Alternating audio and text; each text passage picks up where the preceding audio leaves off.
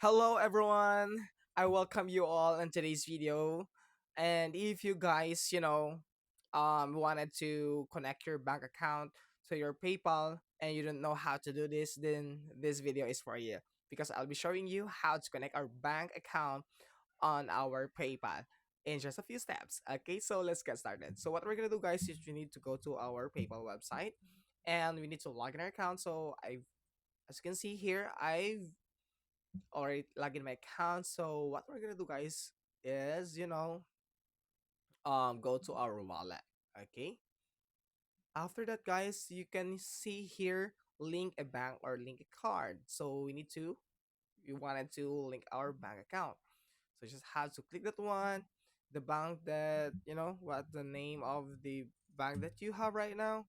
Okay, let's say Bank of China, and just have to type your account number and just have to click link your bank.